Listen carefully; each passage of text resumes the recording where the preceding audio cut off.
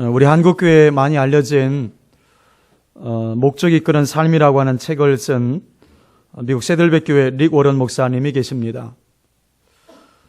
그 교회는 별로 교회 냄새가 나지 않으면서도 그 사람들을 끄는, 사람들의 시선을 끄는 홍보를 잘하기로 아주 유명한 교회 중에 하나입니다.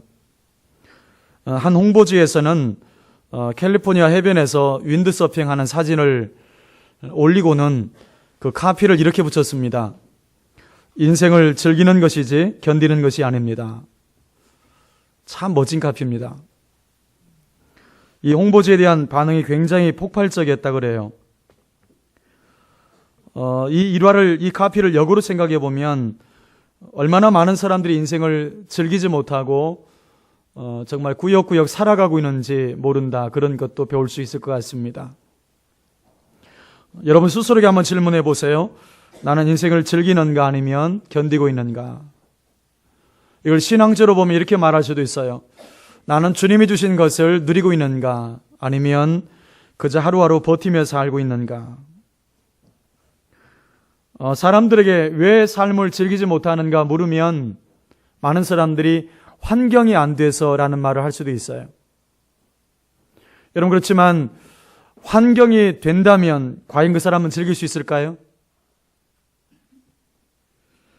계속 환경 탓을 한다면 아마도 그날이 결코 안 올 수도 있고, 환경 탓을 하는 사람들은 환경이 주어져도 그렇게 살지 못할 수도 있어요. 인생의 누림은 환경의 문제가 아니라 믿음의 문제라고 성경은 말씀합니다. 나는 왜 맨날 5,000원짜리 식사밖에 못하는 인생인가? 그렇게 불평하며 먹는 사람도 있지만 그 5,000원짜리 식사를 앞에 두고도 감사하며 기뻐하며 먹는 사람도 여전히 있다는 거죠. 행복은 소유에 있지 않고 감사하는 마음에 있습니다. 작은 것이라도 감사할 줄 아는 가정, 부모와 자녀 관계 속에서, 자녀와 부모 관계 속에서, 또 부부 관계 속에서 우리가 감사합니다, 내가 당신에게 감사하고 있습니다, 이렇게 말할 수 있는 가정이라면 그것이 복된 가정이 아닐까 싶습니다. 아무리 가진 것이 많으면 뭐합니까?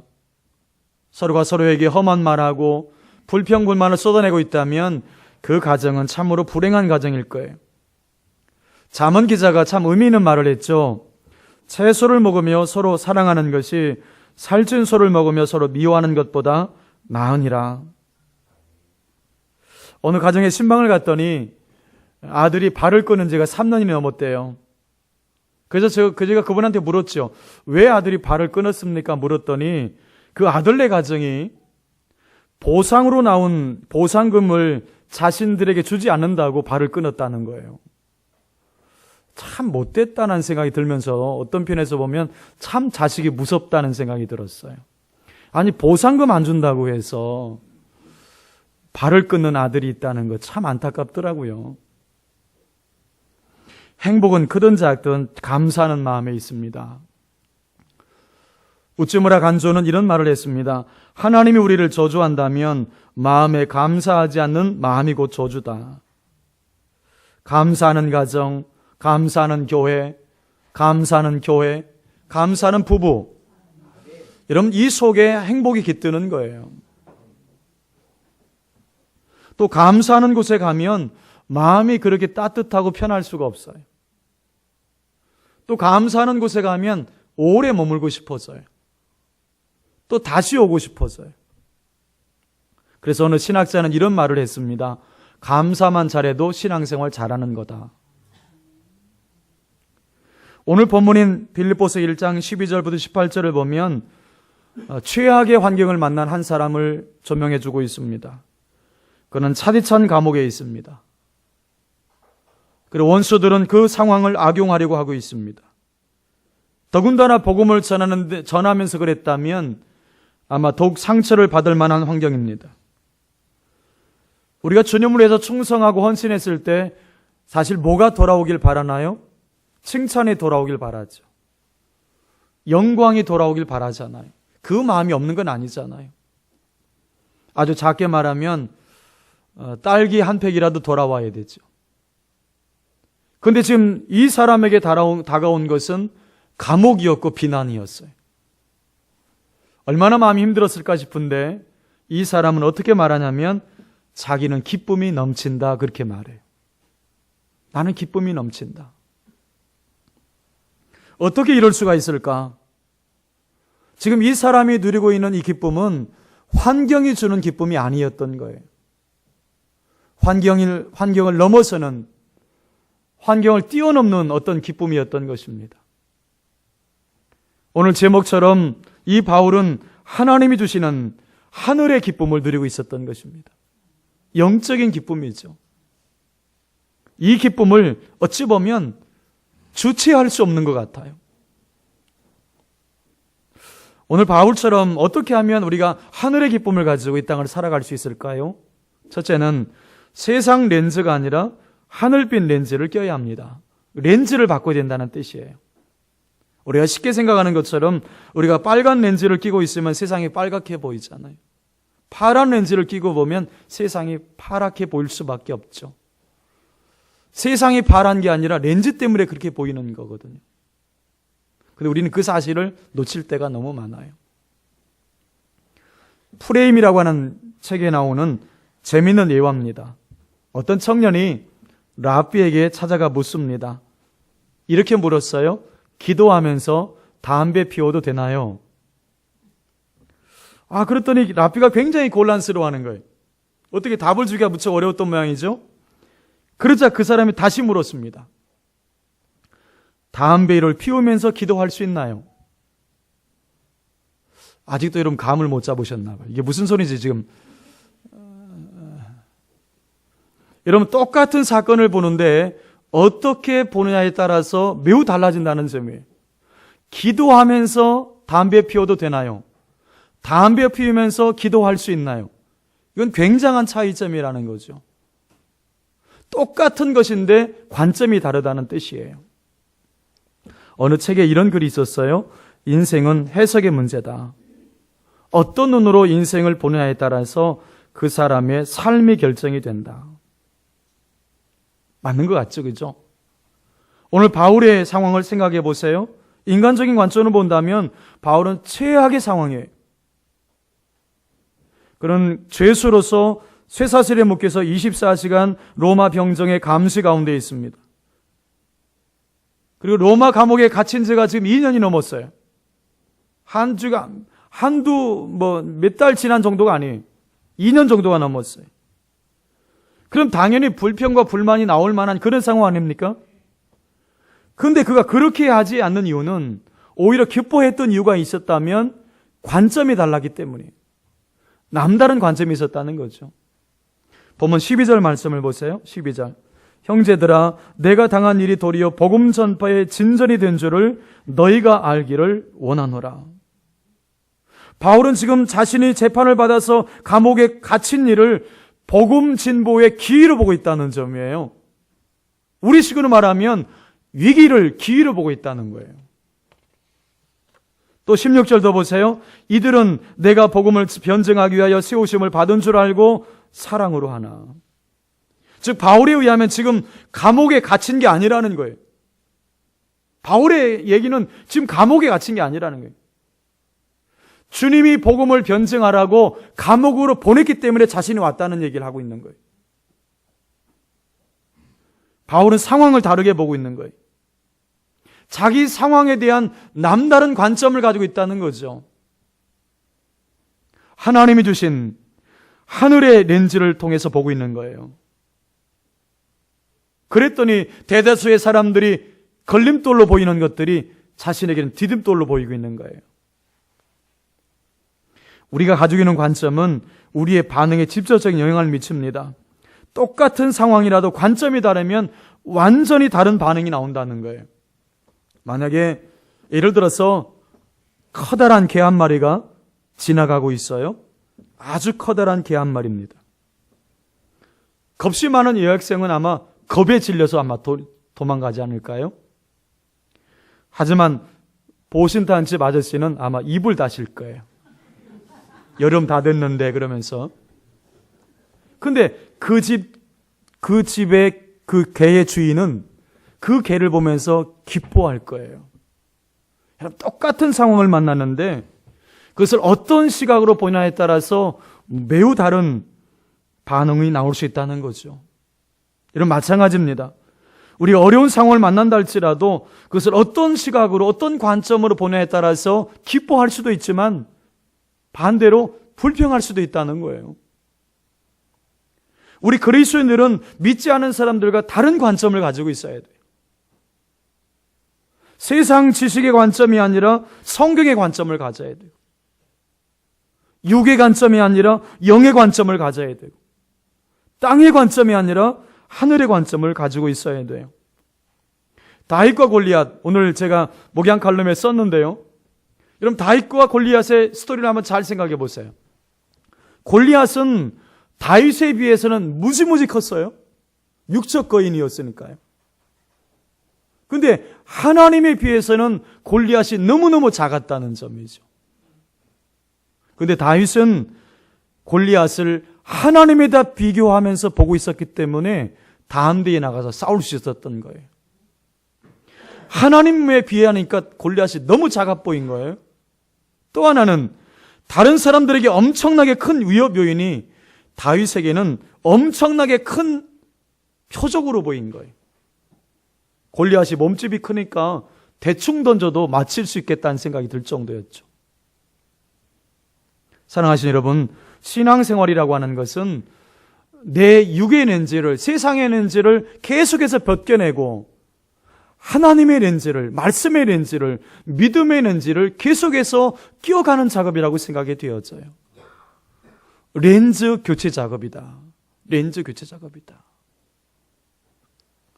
아무리 교회를 열심히 다녀도 내 육의 렌즈를 바꾸지 않으면 교회를 다녀도 말도 바뀌지 않고 삶도 바뀌지 않아요. 육신의 렌즈를 여전히 끼고 교회를 다니게 되면 교회는 출석을 해도 기도는 안 해요. 아내가 기도하자 그러면 그게 무슨 기도할 제목이냐고 그래요. 교회 안에 불신자가 되는 거예요. 하나님은 사도 요한을 통해서 기록한 요한복음에서 거듭남의 비밀, 거듭남의 축복을 말할 때에 놀라운 이야기를 하십니다. 예수께서 대답하여 이르시되 진실로 진실로 내게 이르노니 사람이 거듭나지 않으면 하나님의 나라를 볼 수 없느니라. 이게 무슨 말씀인가요? 성령으로 거듭나게 되면, 성령으로 다시 태어나게 되면 뭐가 열린다는 거예요? 영적인 시야가 열린다. 육의 눈만 가지고 살던 사람이 이제 영의 세계가 열린다는 거예요. 그러니까 렌즈가 바뀌어진다는 거예요. 사도 바울이 이런 경험을 하지 않습니까? 바울 사도가 다메섹 도상으로 가서, 다메섹으로 가서 예수 믿는 자들을 다 잡아서 예루살렘으로 끌고 오려고 했죠. 근데 다메섹 도상으로 가다가 부활하신 예수를 만납니다. 그때의 상황을 이렇게 묘사해 줘요. 즉시 사울의 눈에서 비늘 같은 것이 벗겨져 다시 보게 된지라. 하나님께서 이 바울의 눈을 사흘 동안 감겨버렸어요. 사흘 동안 못 보게 만들었어요. 그리고 아나니아라고 하는 사람이 안수할 때에 눈이 열리는데 어떻게 표현되어 있냐면 눈에서 비늘 같은 것이 벗겨졌다 그랬어요. 그랬더니 새로운 세상이 열린 거예요. 여러분, 세상이 바뀐 게 아니라 바울이 바뀌었기 때문에 세상이 달라 보이는 거예요. 하나님이 원하시는 것이 바로 여기에 있어요. 하나님은 세상을 바꾸기도 하지만 중요한 것은 내가 변화되어서 세상이 아름답게 보이길 원하시는 거예요. 오늘 이 역사가 이 오예배에 임할 수 있기를 바랍니다. 육신의 눈만 가지고 사는 사람이 이 오예배를 통해서 영적인 눈이 열릴 수 있기를 축복합니다. 그래서 모든 상황을 하나님의 관점으로, 믿음의 관점으로 볼 수 있는 그 은혜의 눈이 열릴 수 있기를 축복합니다. 렌즈가 바뀌어야, 육의 렌즈가 벗겨지고 하나님의 영의 렌즈가 씌워져야 세상이 달라 보이는 거예요. 내가 변하니까 세상이 아름다워 보이는 거예요. 그렇게 되면 걸림돌이 디딤돌로 보이게 돼요. 위기가 축복의 기회로 보이기 시작해요. 그럴 때에 하나님의 주시는 하늘의 기쁨으로 오늘도 살아갈 수 있는 줄로 믿습니다. 두 번째는 하나님의 커리큘럼을 이해해야 합니다. 하나님의 커리큘럼을 이해해야 돼요. 영국 출신의 세계적인 역사가인 아놀드 토인비라고 하는 인물, 우리가 많이 들어보는 인물 아닙니까? 그분이 저술과 강연에서 많이 쓰는 그런 이야기가 하나 있습니다. 청어 이야기입니다. 영국에 여행하신 분들은 아시지만 영국 사람들이 가장 좋아하는 생선 중에 하나가 청어입니다. 근데 이 청어는 영국 근해에서 잡을 수가 없어요. 북해나 베링해까지 나가야 잡아올 수 있어요. 근데 영국 수상시장에서 그들은 늘 냉동 청어만 먹을 수 있었는데 어느 날 이들이 생각을 한 거예요. 이 생각한 것 가운데 하나가 뭐냐면 이 청어를 좀 살려올 수 없을까? 먼 거리에서 잡긴 잡지만 우리가 늘 냉동 청어만 먹을 게 아니라 이 살아있는 청어를 먹어보면 좋겠다는 생각을 했습니다. 그들이 만들어낸 하나의 방법이 물메기였습니다. 물메기. 청어의 천적인 물메기를 수조에 넣어서 이동해 오는 것이었어요. 그래서 수조 속에 그 긴장이 청어를 살아있도록 만들었다는 겁니다. 그 먼 거리임에도 불구하고 영국 수산시장에 올 때까지 청어를 살아있게 만든 원동력이 물메기가 들어갔을 때의 그 긴장이 그걸 만들어냈다는 거예요. 그래서 아놀드 토인비는 뭐라고 말하냐면 인류가 만난 가혹한 환경이 오히려 인류의 발전을 가져왔다고 말하는 거예요. 오늘 바울도 그 관점이 있었어요. 바울은 굉장히 영적인 관점을 가지고 살았는데 그 관점을 우리가 오늘 배울 수가 있습니다. 보면 13절 말씀을 보세요. 13절. 이름으로 나의 매임이 그리스도 안에서 모든 시디안과 그 밖의 모든 사람에게 나타났으니. 바울은 자신이 그냥 감옥에 갇혀 있다는 말을 쓰지 않아요. 잘 보세요. 어떻게 쓰고 있냐면 그리스도 안에서 감옥에 갇혀 있다. 이 말을 쓴다는 점이에요. 이게 굉장히 중요한 말이에요. 그리스도 안에서 감옥에 갇혀 있다는 말이 무슨 말이에요? 내가 성도로서 그리스도를 따르는 과정에서 겪게 되는 고난이라는 뜻이에요. 제자도의 한 과정으로서 고난을 겪고 있다는 뜻으로 지금 바울이 말하고 있는 거예요. 많은 사람들이 기독교 신앙에 대해서 잘못 이해하는 분들이 많아요. 여러분, 예수 믿는다는 것이 무엇일까요? 천국행 티켓을 받는 것입니까? 아니면 이 땅에서 호의호식 하는 것입니까? 성경 그렇게 말하고 있지 않죠. 예수를 믿는다는 것은 십자가를 지고 주님의 뒤를 따라가는 것입니다. 그게 예수 믿는 거예요. 그 과정에는 뭐가 있을까요? 고난도 있고 어려움이 있죠. 이것이 바로 하나님의 커리큘럼이에요. 여러분, 커리큘럼에는 교육 목표와 교육 과정이 있죠. 주님은 우리가 교회를 출석하는 정도에 만족하지 않으세요. 우리 한 사람 한 사람이 주님을 닮은 사람으로 만들어져 가길 원하세요. 성숙한 인격의 사람으로 주님은 세우길 원하세요. 주님, 우리가 행복하길 원하세요. 그렇지만 행복보다 더 중요한 것은 우리가 거룩하길 원하세요. 그래서 우리 삶 하나하나를 우리가 어떻게 하면 거룩해질 수 있는지를 따라서 우리 환경을 만들어가고 있는 거예요. 행복한 환경만이 아니라 우리의 삶의 모습들을 통해서 우리가 거룩해질 수 있도록 우리 환경을 만들어가고 있는 거거든요. 오늘 그리스도인들이 조금만 어려움에 봉착해도 너무 쉽게 기쁨을 잃어버리는 것은 이런 하나님의 커리큘럼을 우리가 이해하지 못하기 때문에 그래요. 빙점의 저자인 미우라 아야코는 이런 말을 합니다. 고난 속에서만 부를 수 있는 찬송이 있다. 고난 속에서만 드릴 수 있는 기도가 있다. 고난 속에서만 드릴 수 있는 예배가 있다. 여러분, 이게 무슨 말일까요? 고난을 통해서만 만들어지는 부분이 있다는 거예요. 고난을 통과하지 않고는 결코 만들어지지 않는 영적 세계가 있다는 거죠. 그래서 우리가 살아갈 때에 때로는 일이 안 되게도 하세요. 관계가 꼬이게도 하세요. 돈줄이 막히게도 하세요. 이유가 있어요. 그걸 통해서 우리의 영적인 세계를 우리의 믿음의 세계를, 우리의 기도의 세계를 하나씩 하나씩 만들어 가시는 하나님의 은혜예요. 여러분, 우리의 기도가 깊어지도록, 우리의 예배가 깊어지도록, 우리의 찬양이 깊어지도록, 우리의 순종이 깊어지도록 고난을 통해서 만들어 가시는 거예요. 아브라함을 보세요. 아브라함이 믿음의 조상으로 바로 된 게 아니에요. 갈대아 우르를 떠날 때의 나이가 75세였어요. 그런데 이삭을 얻을 때의 나이는 100세였어요. 무려 25년 동안 많은 하나님의 훈련의 시간을 거쳐야만 했어요. 그때 비로소 믿음의 조상이 된 거예요. 여러분, 요셉을 한번 잘 보세요. 요셉이 하나님의 꿈을 받았을 때가 17세 전후했을 때, 근데 애굽의 총리가 됐을 때의 나이는 30세였어요.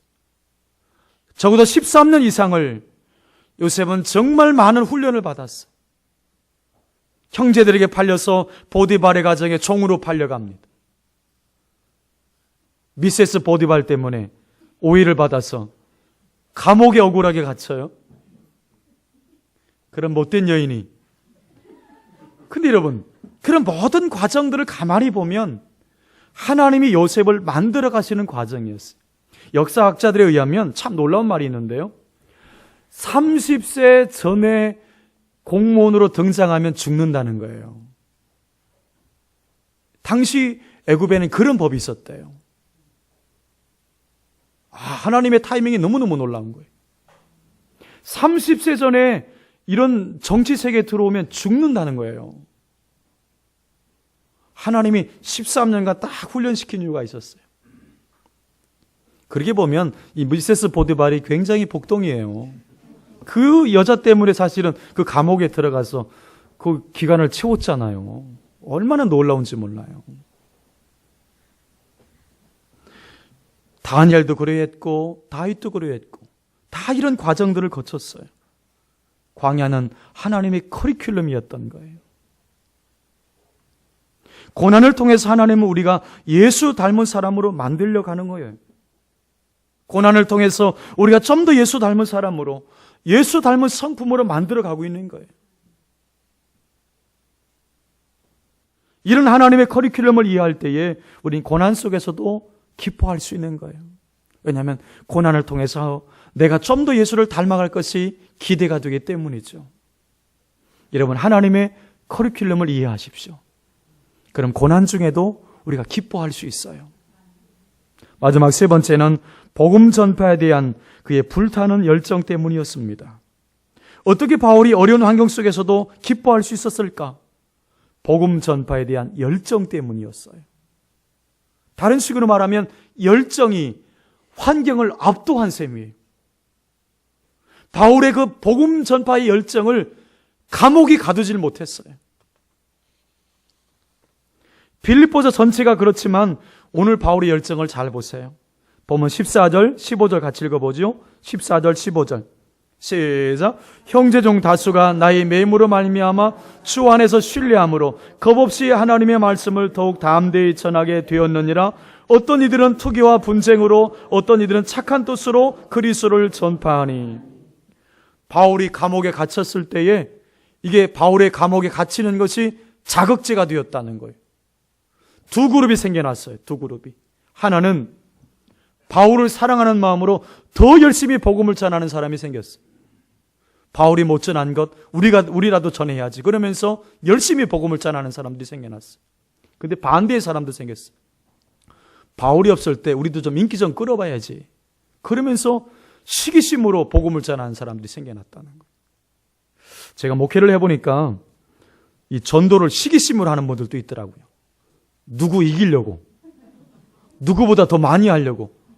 그런 분들도 있더라고요. 오늘 바울이 그런 사람을 만난 거예요. 근데 그때 바울의 반응이 놀라워요. 18절 말씀 보니까 어떻게 되어 있냐면, 그러면 무엇이냐, 거칠애로 하나 참으로 하나 무슨 방도로 하든지 전파되는 것은 따라해 보세요. 그리스도니. 이게 중요해요. 지금 바울이 어떤 동기로 하든지, 복음 전파는 어떤 동기로 하든지 그것이 자신에게 아픔이 되든지 안 되든지 상관없이 그리스도만 전파될 수 있다면 어떻게 한다?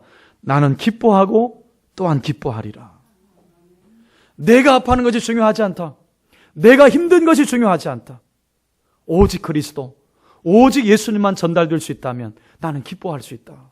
이게 바울의 마음이었다는 거예요. 사명에 집중되어 있었던 것입니다.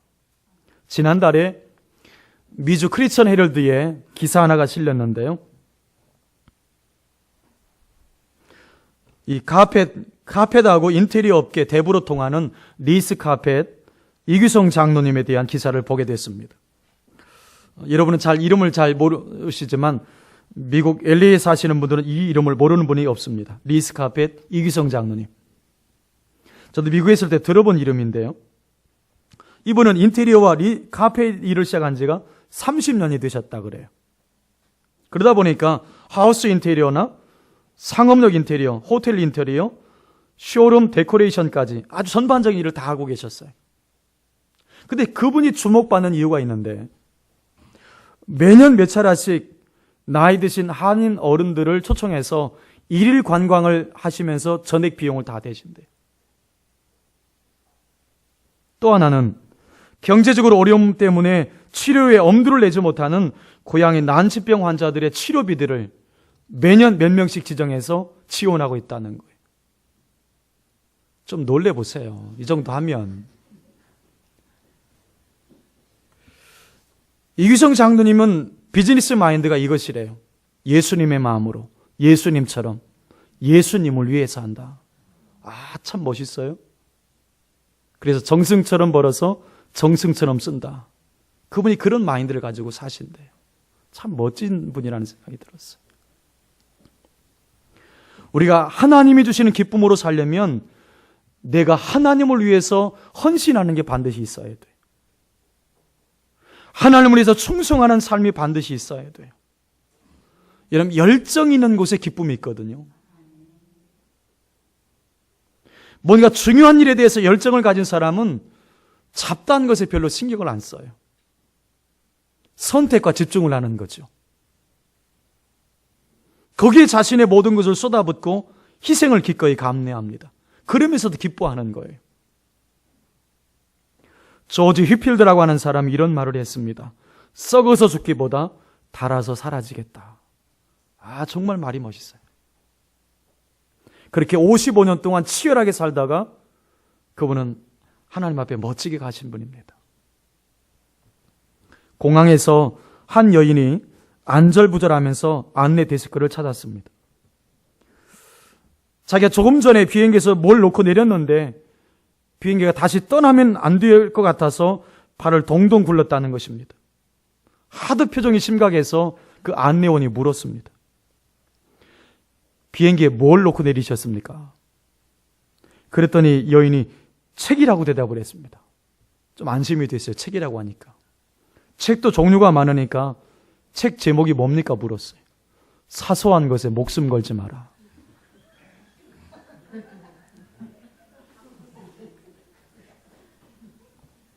여러분, 사소한 것에 목숨 걸지 마세요.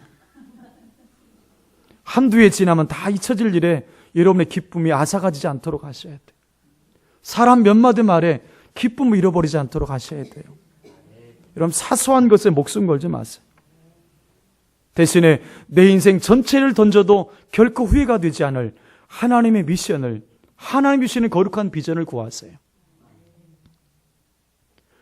특별히 복음을 위해서, 선교를 위해서 열정을 쏟아부어 보세요. 여러분의 사업체가 하나님의 거룩한 선교의 통로가 되도록 여러분 한번 해보세요. 여러분, 주님을 위해서 살면 주님이 주시는 복이 있어요. 주님을 위해서 살면 주님이 주시는 기쁨이 있어요. 아프가니스탄에서 순교한 배영규 목사라고 하는 분, 아마 여러분 들어보셨을 겁니다. 그분의 책상에 이 글이 항상 쓰여 있었다 그럽니다. 내 삶의 최고의 헌신은 마지막을 드리는 것이다. 그분은 그렇게 가신 것 같아요. 그래서 사랑하는 여러분, 하나님의 관점으로 배우기를 사모하십시오.